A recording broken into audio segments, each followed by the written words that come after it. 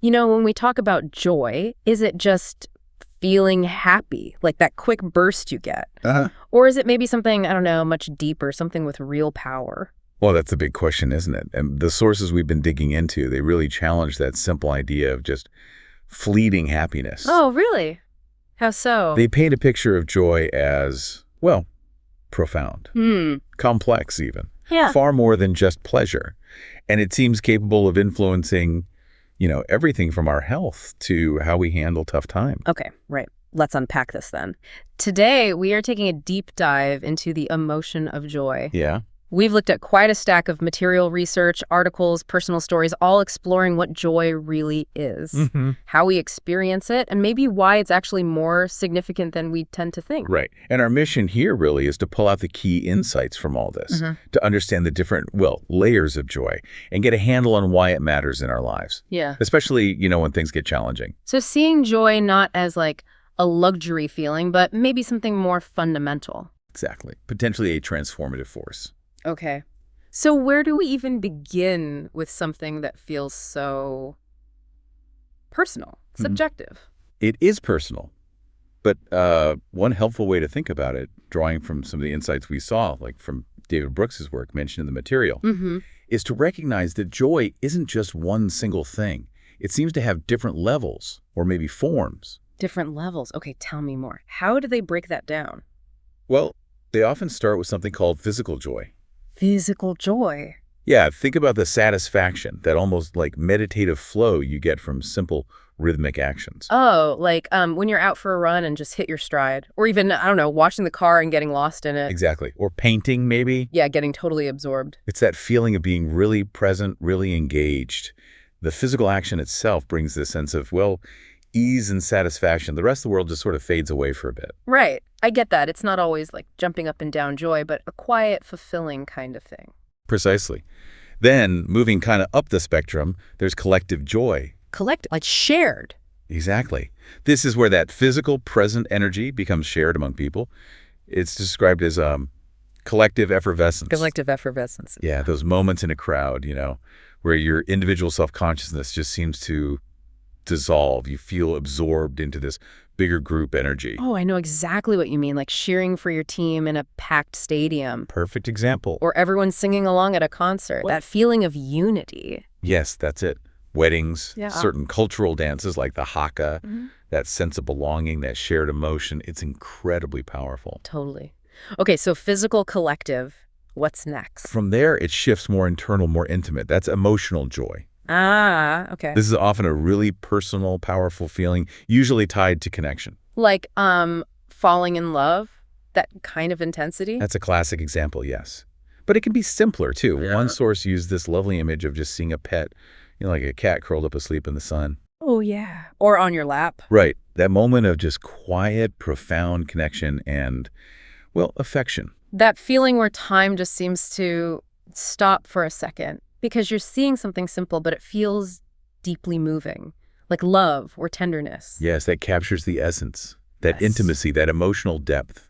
And this kind of intimate emotional joy, for many people, can then connect to or transition into spiritual joy. Spiritual joy. Okay, the deepest level. That seems to be the idea, a sense of awe, wonder, maybe oneness that kind of transcends the everyday. Feeling connected to something bigger, like being out in nature and just feeling part of it all. Absolutely. Or, being deeply moved by a piece of art. The material actually mentioned a specific example. Yeah. Someone seeing a photograph called The God Machine by Ludwig Leduc and having this sudden overwhelming feeling of like infinite power and self-confidence. Wow. So it's not just feeling good. It can be like a moment of revelation, a connection to something vast. It can be. Or it might come from unexpected insights in daily life. A phrase you overhear, a sign you see that suddenly has this special meaning. A meaning that feels significant in a way you can't quite explain. This is what some call transcendent joy. Transcendent joy. That feeling of being at one with something larger than yourself, sometimes described with phrases like the hand of God or a waking dream or golden wisdom. So, okay, joy isn't just that quick hit of happiness from, I don't know, eating a cookie. Right. It's this whole incredible spectrum from your body moving in rhythm all the way to feeling connected to the universe. That really does expand the definition. It really does. And this is where it gets really interesting, I think, moving beyond just the feeling to its actual impact. Okay. The sources show that experiencing positive emotions, including joy, isn't just pleasant. It seems to have measurable benefits for our physical health. Physical health. Seriously, how so? Like, just feeling less stressed makes you healthier? Well, it seems to go deeper than just stress reduction. For example, research summarized in one source looked at positive affect, basically. How often you feel positive emotions and how it influenced getting sick. Uh-huh.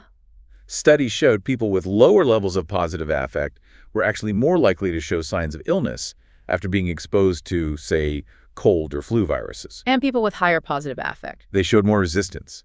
It looked like your emotional state correlated with your body's ability to fight stuff off. That's pretty amazing. A real mind-body link there. It certainly suggests it.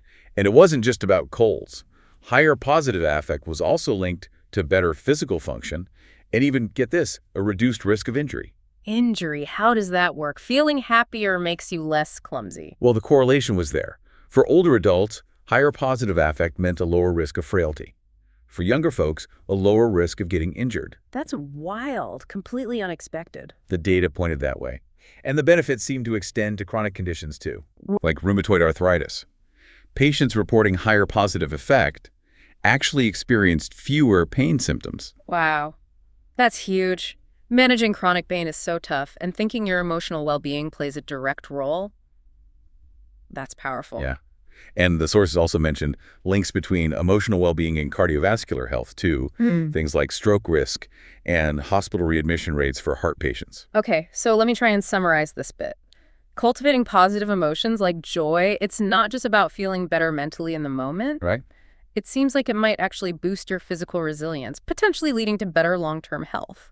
That's what the findings suggest. It really does shift how important you might think joy is, doesn't it?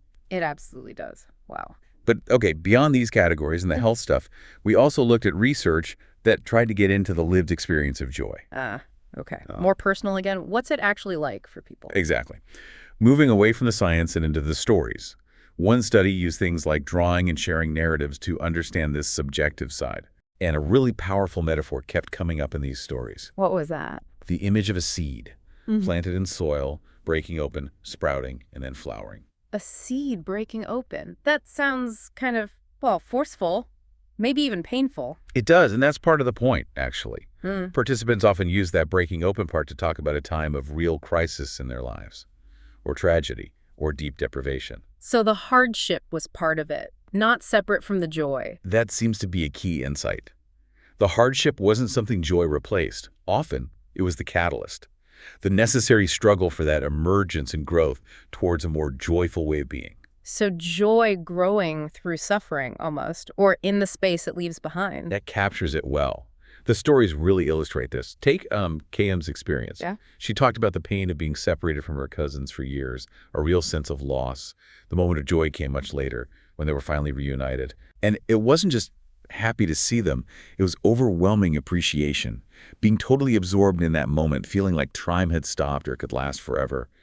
And this led to this lasting gratitude, this awe at life's fragility. Wow, that's a huge transformation. Loss leading to appreciation and awe. Then there's JM's story, which is quite surprising. How so? Her moment of profound joy and freedom actually came the day her abusive father died.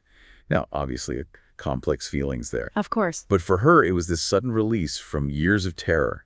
And that liberation allowed her to process things, move towards forgiveness, find joy in tiny things she couldn't see before, feel safe, and gain this deep sense of capability, like she could finally pursue things that mattered to her. That really highlights how joy can be tied up with healing, doesn't it? Reclaiming your life after trauma. Absolutely. Yeah. And then KK talked about the intense longing and just sheer boredom she felt when separated from her partner. Time dragging. Relentlessly, she said. But when they reunited, her whole experience of time shifted.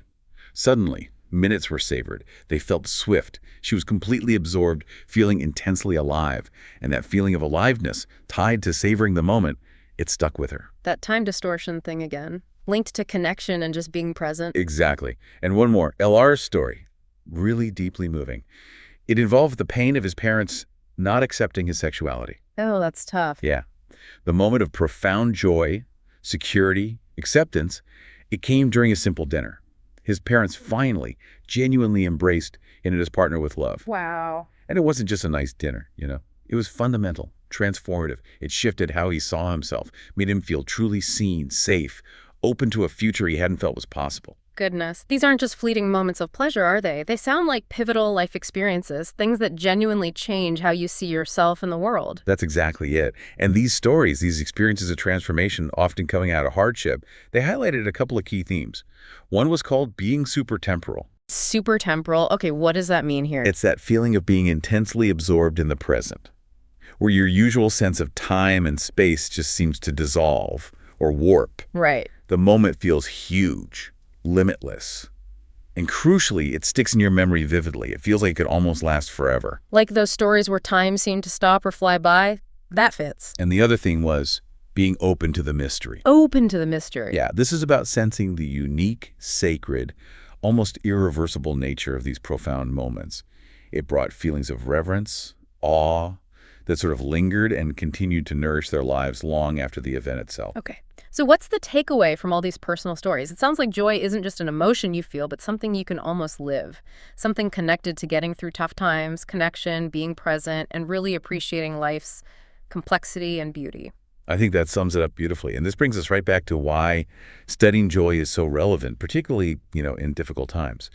The materials specifically mention the context of the pandemic. Right, connecting this research to recent experiences. Exactly. The sources suggest that understanding joy is especially critical during times of widespread crisis because it might be linked to a resilient disposition. A resilient disposition. What do they mean by that? Well, they differentiate between a temporary state of joy, that fleeting feeling we talked about, and a more stable dispositional joy, which is more like an enduring trait or a fundamental way of being. Like an inner orientation towards joy, maybe? Even when things are hard? That's a really good way to put it. And the research hints that cultivating this dispositional joy could actually be a key protective factor, something that helps build resilience against trauma, against crises like pandemics. So someone who's cultivated this deeper dispositional joy, they might be better equipped to handle the anxiety, the loss, the sheer uncertainty that comes with a global crisis. That's the implication, yes. A joyful disposition isn't about pretending everything's fine or ignoring suffering, not at all. Instead, it might help people find a sense of peace, despite the circumstances. It might orient them towards helping others, towards pro-social actions, and it might help them find or hold on to meaning that goes beyond just the immediate difficulties or pleasures. That completely reframes joy, doesn't it? It goes from being a nice to have when things are good to maybe a vital inner resource for navigating life, especially the hard parts. That really seems to be the profound message coming through from these sources, yes. Okay, wow. So let's try and pull these threads together. Recap the big takeaways from this deep dive into joy. Sounds good. First, we've seen joy isn't just one thing, it's a spectrum, right? Way beyond simple happiness. It includes physical flow, collective energy. That effervescence. Right. Intimate emotional connection, and even that sense of transcendent awe. Second, we found pretty compelling evidence that positive emotions like joy aren't just in your head. They have tangible benefits for physical health. Yeah, boosting immunity, reducing injury risk, maybe even helping with chronic pain. That was surprising. And perhaps most powerfully, those personal stories, that qualitative research. It showed us that lived joy is often profound, transformative. And often emerges from hardship, fostering connection, presence, and this deep appreciation for life. Exactly. And ultimately, the sources suggest that joy, especially if cultivated as a disposition, isn't just a feeling to chase. It could be a key to building resilience, finding deeper meaning, especially when life throws challenges your way. Right. Okay, so based on everything we've unpacked today, here's maybe something for you, the listener, to think about. If joy isn't just fleeting happiness, but potentially this deep, transformative force linked to physical resilience, personal growth, finding meaning even in dark times, well, what might change in how you think about seeking or cultivating joy in your own life? Does understanding all these layers, all these impacts, does it shift how important joy feels?